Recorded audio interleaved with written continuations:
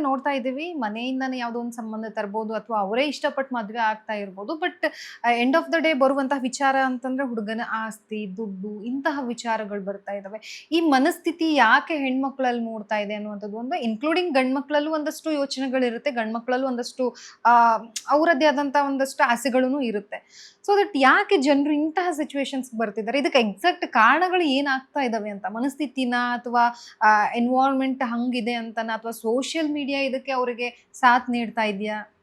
ಸಮಾಜ ಈಗ ನಮ್ಮ ಇನ್ಫ್ಲೇಷನ್ ರೇಟು ಎಲ್ಲ ಯಾವ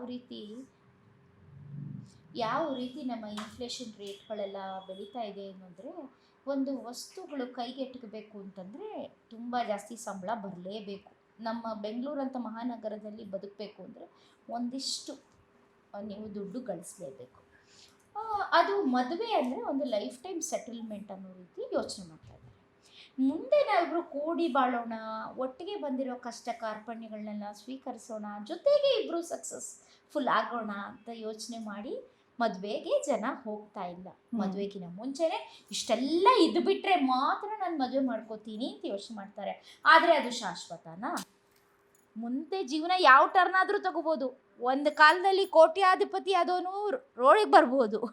ಓಕೆ, ಒಂದು ಜೋಕ್ ಇದೆ, ನಾನೀಗ ಲಕ್ಷಾಧಿಪತಿ ಅಂತ ಒಬ್ಬ ಮನುಷ್ಯ ಹೇಳ್ತಾನೆ, ವಾವ್ ವೆರಿ ನೈಸ್ ಅಂತ. ಆದರೆ ಮದುವೆಗಿನ ಮುಂಚೆ ಕೋಟ್ಯಾಧಿಪತಿ ಆಗಿದ್ದೆ ಅಂತ. So situation can change any time. ಜೀವನ ಅಂದ್ರೇ ಹಾಗೆ. ಸೊ ನೀವು ಇಷ್ಟೆಲ್ಲ ಸೆಟಲ್ಮೆಂಟು, ಸ್ಟೆಬಿಲಿಟಿ ಅಂತ ಅಂದ್ಕೊಂಡು ಏನು ಮುಂದೆ ಹೋಗ್ತಿದ್ದೀರಲ್ಲ, ಅಷ್ಟೆಲ್ಲ ಗ್ರೌಂಡ್ ವರ್ಕ್ ಮಾಡಿಕೊಂಡು ಮುಂದೆ ಹೋಗ್ತಿದ್ದೀರಲ್ಲ, ಅದು ಹಾಗೆ ಇರುತ್ತಾ ಯಾವಾಗಲೂ?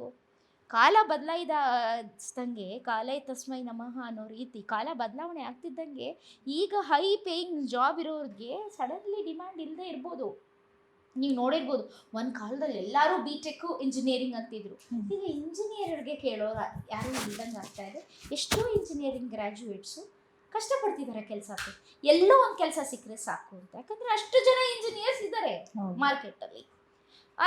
ಅದೇ ರೀತಿ ಒಂದೊಂದು ಟೈಮಲ್ಲಿ ಒಂದೊಂದು ಜಾಬ್ ರೋಲ್ ತುಂಬ ಹೈ ಆಗುತ್ತೆ, ಡಿಮ್ಯಾಂಡ್ ತುಂಬ ಜಾಸ್ತಿ ಇರುತ್ತೆ. MBA ಎಷ್ಟು ಸರಿ. ಸೊ ಅದು ಪರಿಸ್ಥಿತಿ ಬದಲಾಗ್ತಾ ಹೋಗುತ್ತೆ, ಪ್ಯಾಕೇಜುಗಳು ಬದಲಾಗ್ತಾ ಹೋಗುತ್ತೆ. ಸೊ ನೀವು ಮದುವೆನ ಒಂದು ಸ್ಟೇಟಸ್ ಸಿಂಬಲ್ ಆಗಿ ಖಂಡಿತ ಮಾಡೋಕ್ಕೆ ಹೋಗ್ಬೇಡಿ. ಒಟ್ಟಿಗೆ ನಿಮ್ಮ ಮನಸ್ಥಿತಿ ಮ್ಯಾಚ್ ಆಗ್ತಾ ಇದೆಯಾ? ಒಬ್ರಿಗೊಬ್ರಿಗೆ ಗೌರವ ಕೊಡ್ತಾ ಇದ್ದೀರಾ?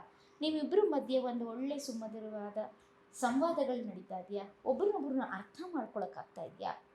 ಕ್ಯಾರೆಕ್ಟರ್ ಸರಿ ಇದೆಯಾ? ಮುಂದೆ ಹೋಗಿ.